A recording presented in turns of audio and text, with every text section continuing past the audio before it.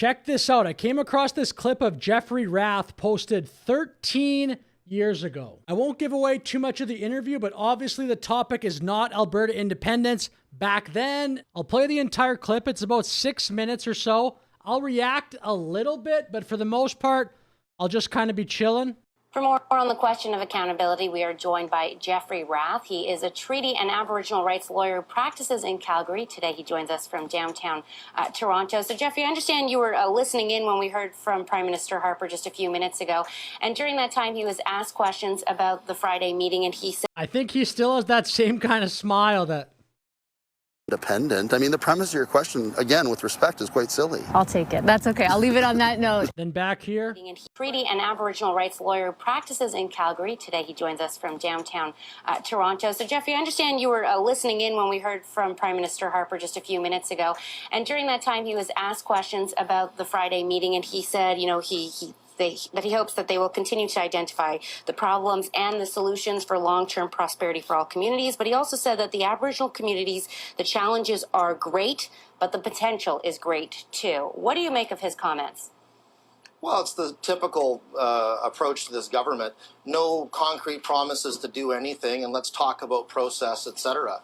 From the standpoint of my clients, the real issue with regard to accountability is the fact that Treaty First Nations across Western Canada are owed literally tens of billions of dollars under treaty, and the Prime Minister himself needs to start being accountable for paying what Canada owes to these people who live in poverty. Enough is enough. Tell me a little bit more. So I guess Jeff Rath, right, was an Aboriginal rights and treaty lawyer, Rath and Company. I mean, maybe he was too good at his job. About the timing of this audit and I guess to a certain extent the dialogue now that it is creating for better or for worse across this country and whether that gets us off track from this meeting on Friday. Well, it's one of the unfortunate coincidences that always happens when something like this is going on.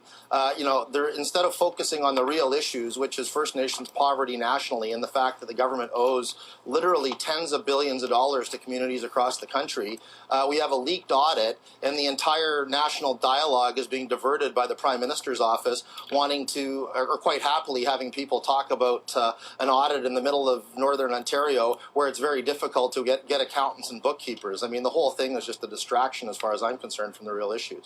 You had an article that was in the Globe and Mail today, and you said, idle no more protesters are simply saying that they do not want to be poor anymore. I mean, what does the law say about how much First Nations are owed under treaties?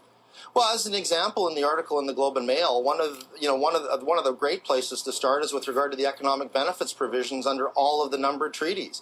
The federal government itself came up with a number saying that the damages are, the tallying of the damages started at $42,000 a person, which if you multiply that across all the numbered treaties is in excess of $20 billion. If that money was immediately put into all of those communities, that would go a long way towards alleviating poverty in those communities. But of course, the F-35 program and Canadians in space and this Prime Minister's other priorities are far more important than people that are hungry, cold, and drinking water that isn't fit for human consumption. Enough is enough. People look at those numbers, though, Jeffrey. They say, $104 million. Of course, that is a big headline, like it or not. And folks are wondering where it went. Are those valid concerns? I'm pretty sure that drinking water problem still has not been solved. No, I mean, I haven't read the audit. I mean, the long and the short of it is that's not money that just disappeared. It went to social assistance checks. It went into housing. It went into various things.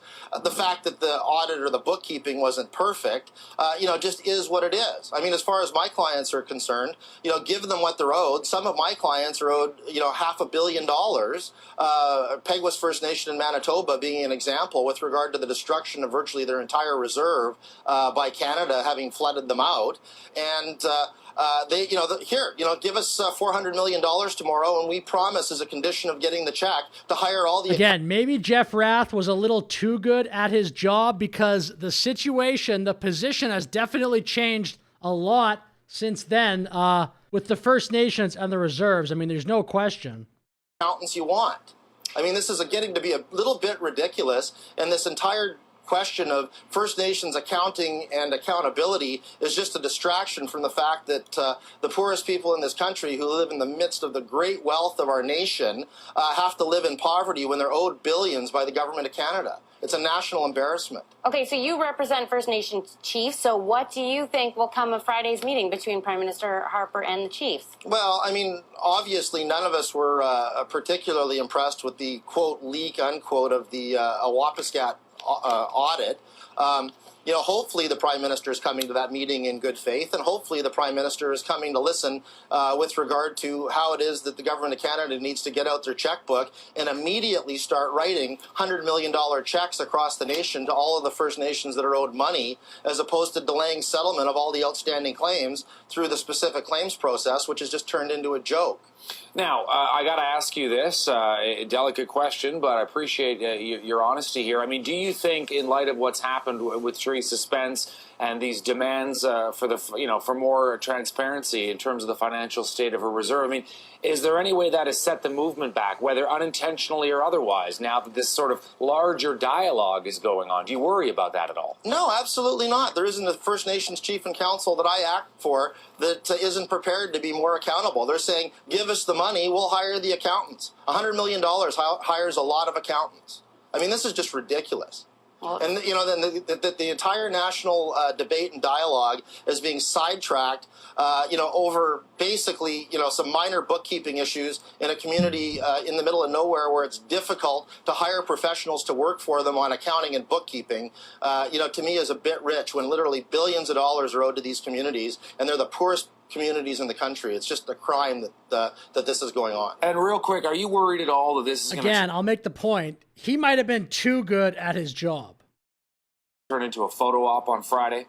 Well, that's typically how the Prime Minister deals with these things. It's going to be the typical incremental approach. Let's shuffle the deck chairs on the Titanic and talk about First Nations school boards and education and these vague programs that may come in 4 or 5 years from now. Nobody's saying First Nations education isn't in need of dire improvement, but let's start where the problem is. Poverty is cured by money, not accountability. Jeffrey Rath, Aboriginal rights and treaty lawyer in downtown Toronto. Thank you so much. Appreciate it. Thank you. It was a pleasure.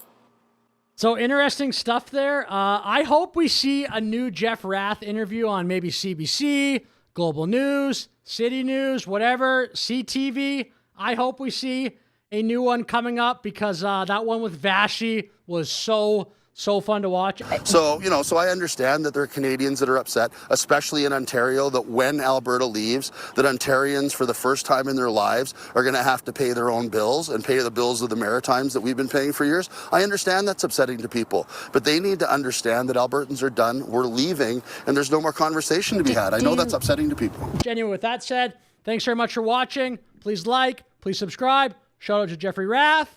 Have a great day.